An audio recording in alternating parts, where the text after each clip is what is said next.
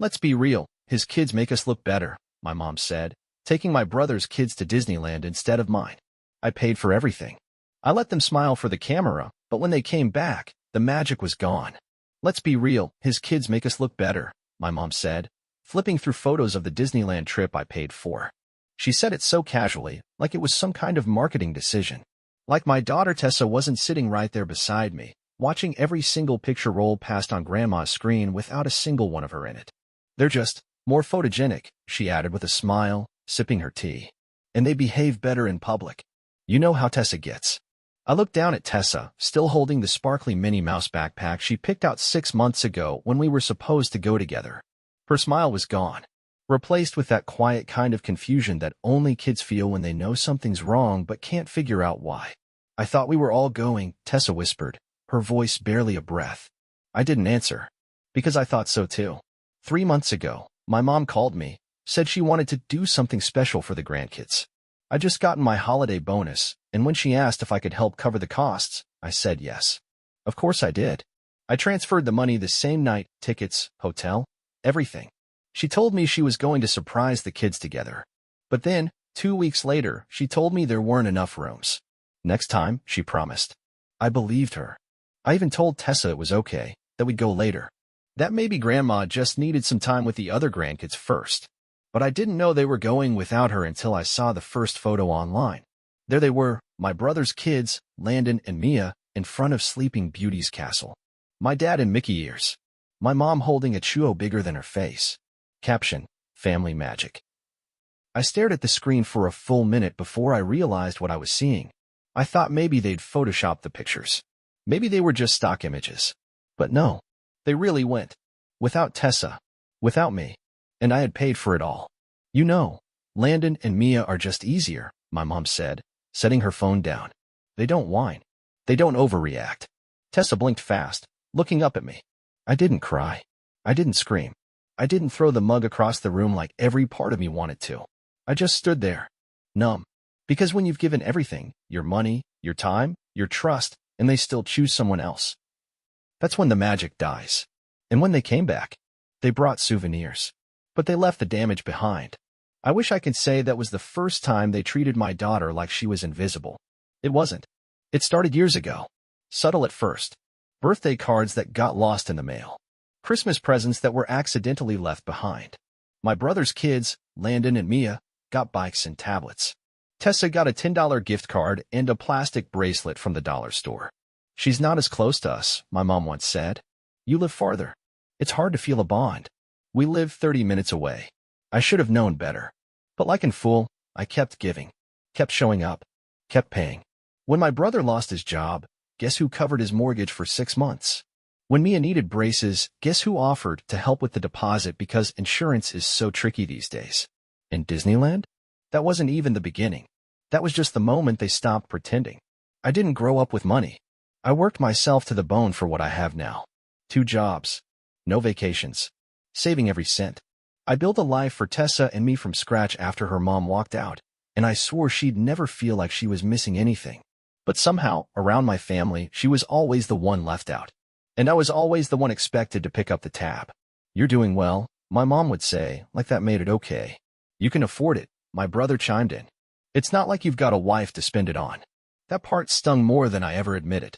The truth was, I could afford it, barely. But every time I sent money, every time I said yes to another favor, another excuse, we just need a little help. I chipped away at what little peace I had.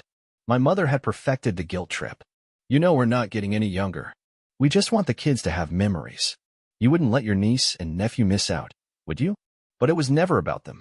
It was about appearances, image, control. My brother, Darren, played his role perfectly, lazy but charming. Always broke, always trying. He could show up to family dinners and designer sneakers, then turn to me after dessert and say, "Think you can cover the electric bill this month? Things are tight." And I always said yes. Because if I didn't, then I was the selfish one. You're not a team player. You only think about yourself. Family comes first. Unless we were talking about my daughter. Then family forgot how to spell her name. The week before the Disneyland trip, I noticed something odd. Tessa had drawn a picture for Grandma, her and her cousins riding roller coasters, holding hands. She folded it carefully and asked me to mail it. I did. It never made it to the fridge. When I asked my mom about it later, she said, "Oh, that thing? I think I tossed it." I didn't know what it was. She tossed it. Tessa's face didn't move. But that night, I found the same picture, redrawn, taped to her bedroom wall. "I'll keep it," she said quietly, "since Grandma didn't want it." I should have burned the whole fridge down. But the real slap came a week after the trip, when I was still trying to act normal, still pretending maybe there had been a misunderstanding. We were at Sunday dinner. I brought Tessa, thinking maybe, just maybe, we could talk. Maybe my mom would explain. Maybe she'd even apologize. Instead, she looked at Tessa, then turned to my brother and said, "She's looking thin. You should see how healthy Mia looked in those Disneyland photos." The camera loved her. Then she laughed, right in front of us. Tessa didn't say a word. She just picked at her food. I clenched my jaw so hard my temples ached. "And Darren?" He added, "Well, Mia does have that glow. Good genes." He winked, like it was some private joke. That was the moment something in me snapped. Not loudly, not visibly, but deep inside, something shifted. A slow, cold kind of fury. The kind that waits. They thought I wouldn't fight back. That I'd do what I always did, swallow the insult, write the check, and nod along. But this time was going to be different. It happened over meatloaf. A Sunday dinner, like any other. The last I would ever attend. Tessa and I had barely walked in when I knew something was off. My mother gave us a cold nod. My father didn't even look up from the TV, and Darren was already 3 bites into his plate, laughing about some inside joke with my mom. No one greeted Tessa. No one even pulled out a chair for her. I did it myself. We sat. We ate in silence while they talked around us. They didn't ask about school. They didn't ask about me. They didn't ask anything. And then my mother smiled sweetly across the table and said it. "You know, I still can't get over how well Darren's kids handle Disneyland. They just shine in crowds. Tessa gets so overstimulated." I put my fork down, slowly, and looked at her. "What did you just say?" My mom blinked, like I'd broken some unspoken rule. "I'm just saying she's sensitive. Some kids just aren't made for big events." It would have been too much for her anyway. That trip wasn't for everyone. Tessa stared down at her plate. Her knuckles were white around her fork. Darren chuckled. "Well, it's not like she missed much. We had a blast without all that extra noise." That was it. That was the moment. I stood up so fast my chair screeched back and hit the wall. Tessa flinched. My voice was low, but it cut like a blade. "You think this is funny?" Darren raised an eyebrow. "Relax, man. We're just saying." "No, you're not just saying anything. You're laughing at my kid. You're making fun of a child. A child who was promised a trip. A child who's drawing you through in the trash." My mom opened her mouth. "I didn't throw." "Don't lie to me," I snapped. She saw the trash. She saw her own picture crumpled up. "You didn't even have the decency to pretend to care." "Lower your voice," my dad muttered. "No," I said, stepping back from the table. "No more quiet. No more nodding. No more smiling while you gut me in front of my own daughter." "You're overreacting," Darren said, rolling his eyes. "Seriously, it was my kid's trip. You didn't even go." "Oh, I didn't go," I said, laughing, actually laughing this time. "You mean I didn't go on the trip I paid for? The one you took your kids on while mine stayed home with a backpack and a dream?" "Yeah, that one." My mom crossed her arms. "It was our idea. You offered to help, and your niece and nephew needed it more." I turned to her slowly. "They needed it more?" I repeated, stunned. "They're just easier to love," she said, like that made sense. The room went silent. Even Darren's smirk faded. Tessa dropped her fork. I looked down at her. Her eyes were wide, wet, and something inside me exploded. "You know what?" I said, voice shaking from rage. "I'm done. I'm done pretending this is a family. I'm done pretending your favoritism is anything less than abuse. I'm done paying for your smiles and getting spit in return." "You're being dramatic," Darren said. I walked around the table, slowly, until I was standing behind him. "I paid for your mortgage, your vacation, your car battery last winter. You haven't thanked me once." He stood, puffing up his chest. "No one asked you to play the hero. You chose that." "You're right," I said. "And I chose wrong." I turned to my mom. "You always told me family helps family. So where were you when I was raising Tessa alone? When I was skipping meals so she could have school shoes? Where were you?" "We offered," she said, defensive now. "You never accepted. You offered nothing but judgment and silence." My father finally stood. This is ridiculous. We're trying to have a nice meal. You had your meal? I snapped. You had your photo op. You had your fake Disneyland fairy tale. I looked around the table one last time. And now it's over. I took Tessa's hand. We're leaving. Darren laughed under his breath. Oh, please.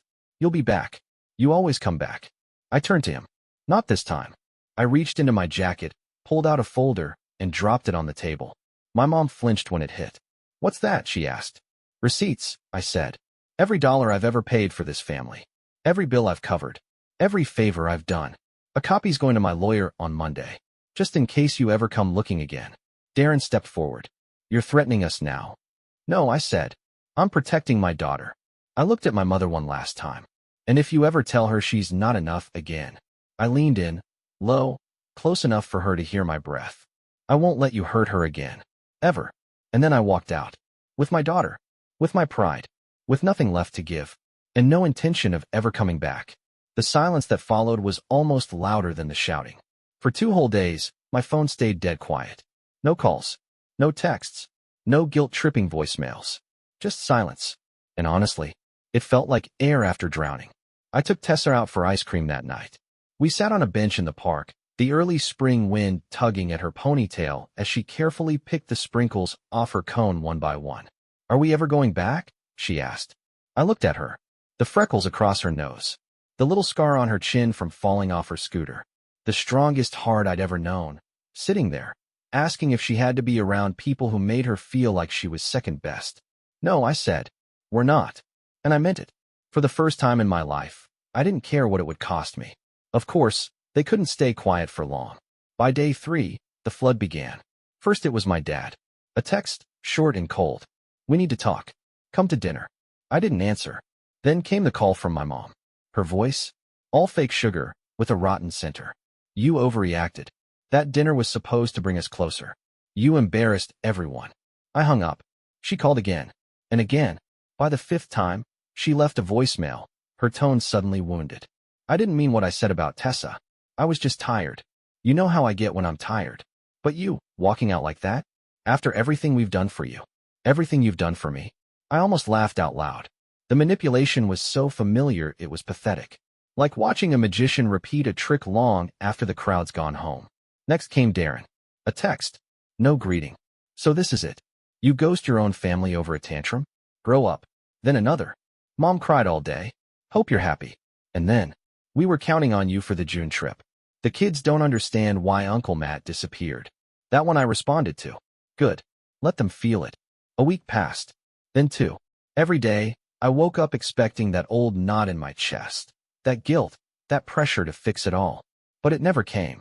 Instead, I felt peace. Tessa smiled more. She asked more questions. She slept through the night, without waking up from those weird, anxious dreams.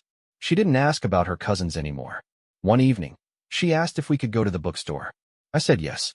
We left with 5 books, hot chocolate, and a new notebook she picked for writing spells. We were creating new memories. Our memories. Not bought. Not forced. Not filtered through the lens of people who only smiled when it served them.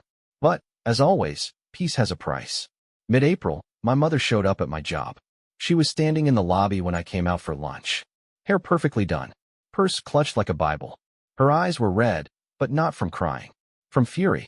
I need 5 minutes, she said through her teeth.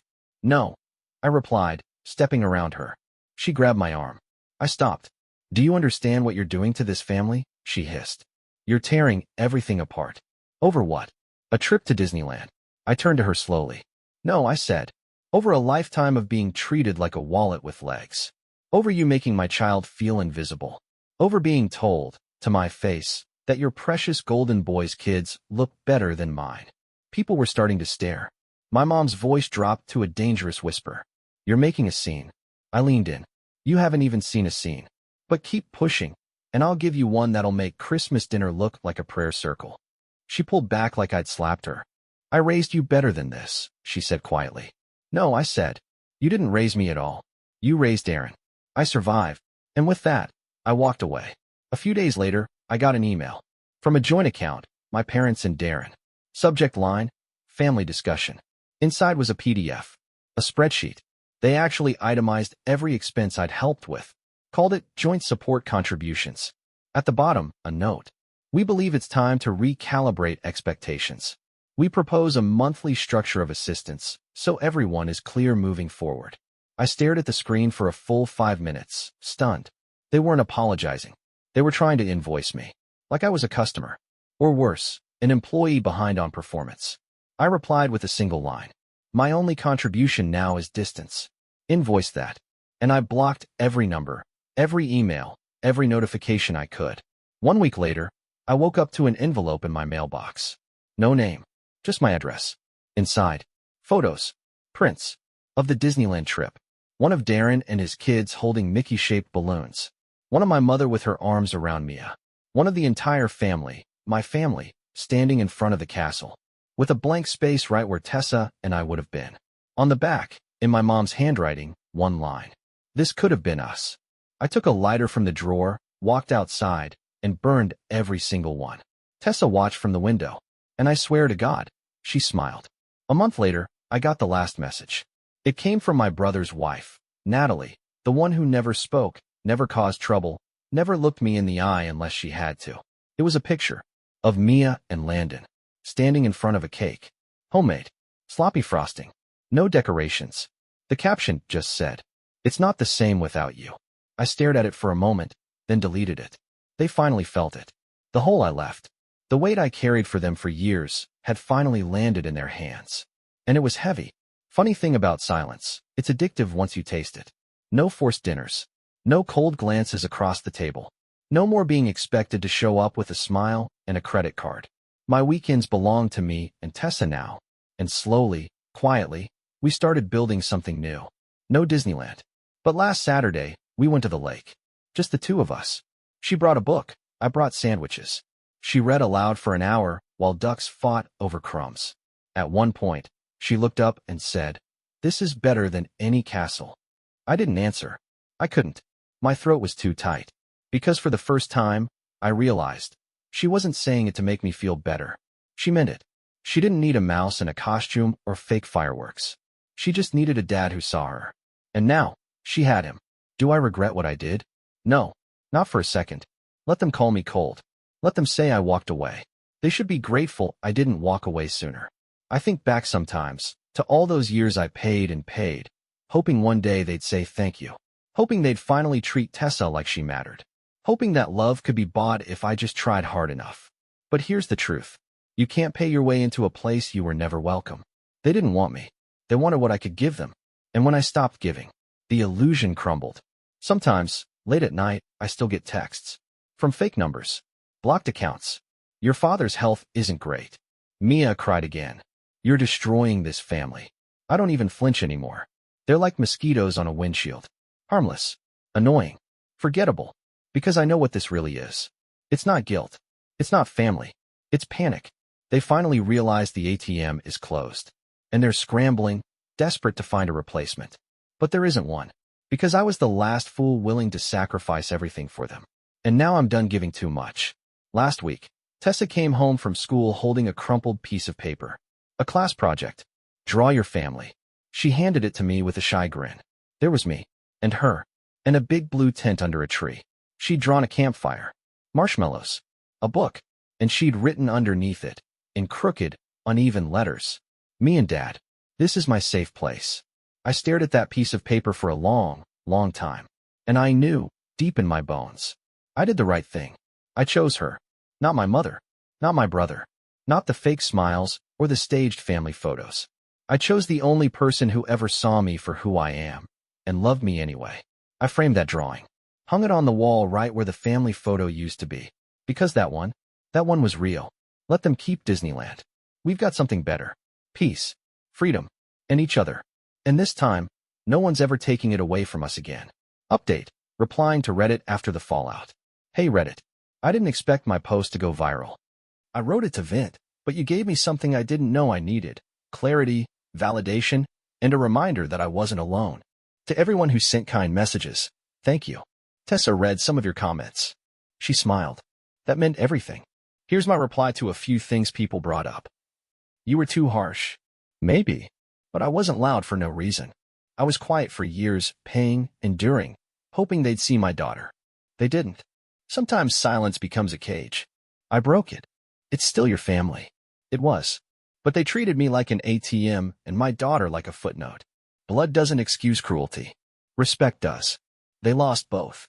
You could have handled it better. Sure. But they crossed every line first. I didn't explode over one comment. I erupted after a decade of being used. I chose boundaries. I chose my daughter. To everyone who related. You're not selfish for walking away. You're not wrong for protecting your peace. You are not a wallet with feelings. You're a person. And you're allowed to stop giving yourself away for people who never noticed you were hurting. Tessa and I? We're good. Really good. She drew a picture of us in a tent under a tree. Wrote underneath. This is my safe place. And that's the only family photo I'll ever need again. Matt.